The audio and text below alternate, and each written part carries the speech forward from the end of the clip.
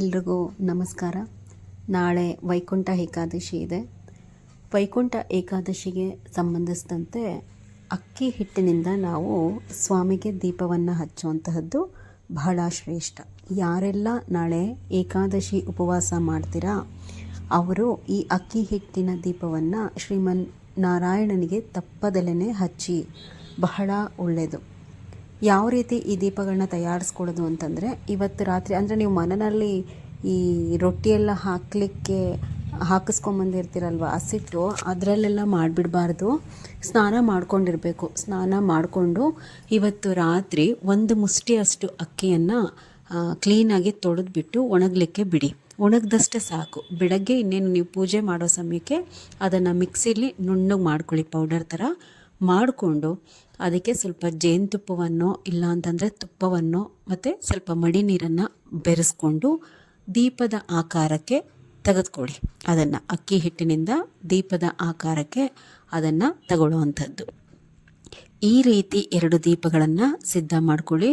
ಸ್ವಾಮಿಗೆ ಎಲ್ಲ ಅಲಂಕಾರ ಎಲ್ಲ ಮುಗಿದ ಮೇಲೆ ಮಾಮೂಲಿ ದೀಪವನ್ನು ಹಚ್ಚಿದ ನಂತರ ಒಂದು ತಟ್ಟೆಗೆ ಮೊದಲು ಸ್ವಲ್ಪ ಅಕ್ಷತೆ ಹಾಕ್ಕೊಂಡು ಒಂದು ಹೂವನ್ನು ಇಟ್ಟು ಈ 2 ದೀಪವನ್ನು ಅದರಲ್ಲಿ ಇಟ್ಟು 2 ತುಪ್ಪದ ಬತ್ತಿಗಳನ್ನು ಅದಕ್ಕೆ ಹಾಕಿ, ಉದ್ದ ಬತ್ತಿ ಹಾಕಬಾರ್ದು, ಹೂ ಬತ್ತಿ ಅಂತ ಹೇಳ್ತೀವಲ್ವ ನಾವು, ಆ ಹೂ ಬತ್ತಿಯನ್ನು ಹಾಕಿಬಿಟ್ಟು ತುಪ್ಪದಲ್ಲಿ ಈ ದೀಪವನ್ನು ಊದ್ಬತ್ತಿನಲ್ಲಿ ಬೆಳಗಿ. ವಿಶೇಷ ದೀಪಗಳನ್ನ ಬೆಂಕಿಗಡ್ಡಿಯಲ್ಲಿ ಹಚ್ಚಬಾರ್ದು, ಅದು ಶನಿ ದೋಷ ಬರುತ್ತೆ ಅಂತ ಹೇಳ್ತಾರೆ. ಊದ್ಬತ್ತಿನಲ್ಲಿ ಅಥವಾ ಇಲ್ಲ ಅಂತಂದರೆ ನೀವು ಬೇರೆ ತುಪ್ಪದ ಬತ್ತಿಯನ್ನು ನೆನೆಸ್ಕೊಂಡು ಆ ಬತ್ತಿನ ಹಚ್ಚಿಬಿಟ್ಟು ಈ ದೀಪವನ್ನು ಹಚ್ಚಿ ಸ್ವಾಮಿಗೆ ಬೆಳಗಿ. ಇನ್ನು ಕೆಲವರೆಲ್ಲ ಪಾಪ ಬಹಳ ಕಮೆಂಟ್ಸಲ್ಲಿ ಕೇಳ್ತಾ ಇರೋವಂತಹದ್ದು, ಪೀರಿಯಡ್ಸ್ ಟೈಮ್ ಬರುತ್ತೆ ಏನು ಮಾಡೋವಂಥದ್ದು ಅಂತ. ಏನು ಮಾಡಲಿಕ್ಕಾಗಲ್ಲ, ಅದು ಹೆಣ್ಮಕ್ಳದು ಹೀಗೆ ಅಂತೇಳಿ ಯಾರು ಹೇಳಲಿಕ್ಕಾಗುತ್ತೆ. ಇದಕ್ಕೆ ಪರಿಹಾರಾರ್ಥವಾಗಿ ಒಂದು ಶನಿವಾರ ನಾವು ಮಾಡ್ಕೋಬೋದು.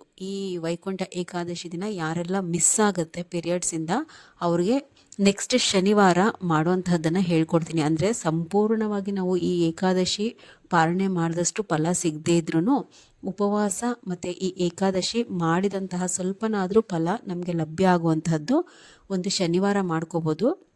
ಅದನ್ನು ನೆಕ್ಸ್ಟ್ ವಿಡಿಯೋಸಲ್ಲಿ ಹಾಕ್ತೀನಿ, ಹೆಣ್ಮಕ್ಳು ನೊಂದ್ಕೋಬೇಡಿ. ಮತ್ತು ಈಗ ಯಾರೋ ಒಬ್ಬರು ಒಂದು ಕಾಮೆಂಟ್ ಮಾಡಿದರು, ಸುಮ್ಮನೆ ನಿಮ್ಮ ವಿಡಿಯೋಸ್ ಎಲ್ಲ ನೋಡ್ತೀನಿ, ಎಲ್ಲ ಏನೂ ಆಗಲಿಲ್ಲ, ಕೆಲವೊಂದು ಪೂಜೆಗಳನ್ನ ಮಾಡಿದ್ರು ಅಂತಂದು. ತಾಳ್ಮೆ ಬೇಕಾಗತ್ತೆ. ನನಗೆ ಅನಿಸಿದ್ದು, ರಾಯರ ಭಕ್ತರಾಗಿದ್ದರೆ ಯಾರೂ ಸಹ ಆ ಥರ ನೆಗೆಟಿವ್ ಕಾಮೆಂಟ್ ಖಂಡಿತ ಮಾಡೋದಿಲ್ಲ. ಇತ್ತೀಚೆಗೆ ಸ್ವಲ್ಪ ನೀವು ಗಮನಿಸ್ತಾ ಇರ್ಬೋದು, ನಾನು ಏನು ವಿಡಿಯೋಸ್ ಹಾಕ್ತೀನಿ ಈ ರಾಯರಿಗೆ ಸಂಬಂಧಪಟ್ಟಂತಹ ಚಾನಲಲ್ಲಿ, ಅದು ನೆಕ್ಸ್ಟ್ ಡೇ ಅದನ್ನು ತಿರುಗ್ಚಿ ಮರಗ್ಚಿ ಅದೇ ವಿಷಯವನ್ನು ಹಾಕ್ತಾ ಇದ್ದಾರೆ. ಹೇಳ್ಕೊಡ್ಲಿ ಸಂತೋಷ, ಆದರೆ ರಾಯರ ಪೂಜೆಗೆ ಸಂಬಂಧಪಟ್ಟಂತೆ ಹೇಳ್ಕೊಡುವಂತಹ ಮಾಹಿತಿಯನ್ನು ಕರೆಕ್ಟಾಗಿ ಕೊಡಬೇಕು.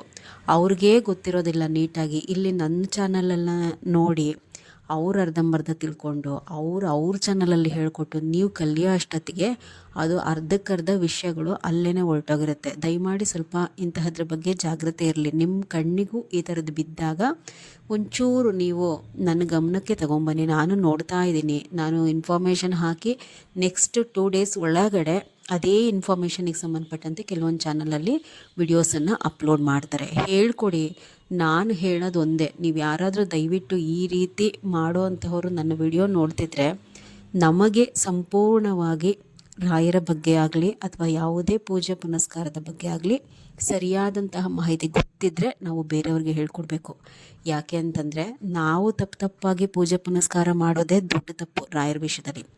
ಅಂತಹದ್ರಲ್ಲಿ ನಮ್ಮಿಂದ ಸಾವಿರಾರು ಜನ ತಪ್ಪಾಗಿ ಪೂಜೆ ಪುನಸ್ಕಾರ ಮಾಡಿದ್ರೆ ಅಥವಾ ನಾವು ತಪ್ಪು ಮಾಹಿತಿ ಕೊಟ್ಟರೆ ಇದರ ಫಲವನ್ನು ನಾವು, ನಮ್ಮ ಕುಟುಂಬದವರೆಲ್ಲರೂ ಸಹ ಜೀವಮಾನ ಪೂರ್ತಿ ಈ ತಪ್ಪಿಗೆ ನಾವು ಪೆನಾಲ್ಟಿ ಕಟ್ಟಬೇಕಾಗತ್ತೆ ಅಂತ ಹೇಳಿ ನನ್ನ ಅಭಿಪ್ರಾಯ. ದಯಮಾಡಿ ಸಂಪೂರ್ಣವಾಗಿ ತಿಳ್ಕೊಂಡು ಹೇಳ್ಕೊಡಿ, ಯಾರಿಗೇ ಆಗಲಿ ಹೇಳ್ಕೊಡ್ಬೇಕಾದ್ರೆ. ಇನ್ನು ಈ ಅಕ್ಕಿ ಹಿಟ್ಟಿನ ದೀಪಾರಾಧನೆ ಮಾಡಿದಂಥವರು ದೀಪಗಳನ್ನ ಅದು ಇನ್ನು ಸಂಜೆ ಎಲ್ಲ ಹಚ್ಚಲಿಕ್ಕೆ ಬರಲ್ಲ. ಬೆಳಗ್ಗೆ ಒಂದು ಟೈಮ್ ನಾವು ಹಚ್ಚಿದ್ದಾದಮೇಲೆ ಅದನ್ನು ಮನೆಯವರೆಲ್ಲರೂ ಸಹ ಅದಕ್ಕೆ ಬೆಲ್ಲವನ್ನು ಸೇರಿಸಿ ಏನಾದರೂ ಸಿಹಿ ಥರ ಮಾಡಿಕೊಂಡು ಪ್ರಸಾದದ ಥರ ಇಡೀ ಮನೆ ಸದಸ್ಯರೆಲ್ಲರೂ ಸಹ ತಗೋಬೇಕಾಗತ್ತೆ.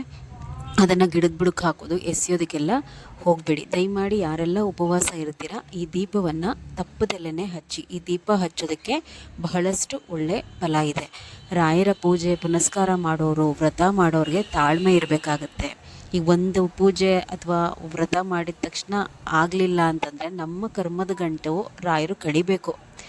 ನಮ್ಮ ಕರ್ಮಗಳು ಏನೇನಿದೆ ಕಳೆದು ಅವ್ರಿಗೆ ನಮಗೆ ಒಳ್ಳೇದು ಮಾಡಬೇಕು ಅನ್ನೋಂತಹ ಮನಸ್ಸು ಅವ್ರಿಗೆ ಬರಬೇಕಾಗತ್ತೆ. ಅದಾದಮೇಲೆನೇ ನಾವು ಸಹ ಒಳ್ಳೆಯದನ್ನು ಕಾಣುವಂಥದ್ದು. ಈಗ ಒಂದು ಪೂಜೆ ಮಾಡಿದಾಗ ಒಬ್ರಿಗೆ ಒಳ್ಳೇದಾಗ್ಬೋದು, ಇಲ್ಲ ಒಬ್ರಿಗೆ ಆಗದಲ್ಲೇ ಇರ್ಬೋದು, ಫಲ ಸಿಗದಲ್ಲೇ ಇರ್ಬೋದು ಅಂತಂದರೆ ಅಲ್ಲಿ ನಮ್ಮ ಕರ್ಮದ ಭಾರ ಇನ್ನೂ ಇದೆ, ಕಳೆದಿಲ್ಲ ಅಂಥೇಳಿ ಅರ್ಥ ಅಷ್ಟೆ.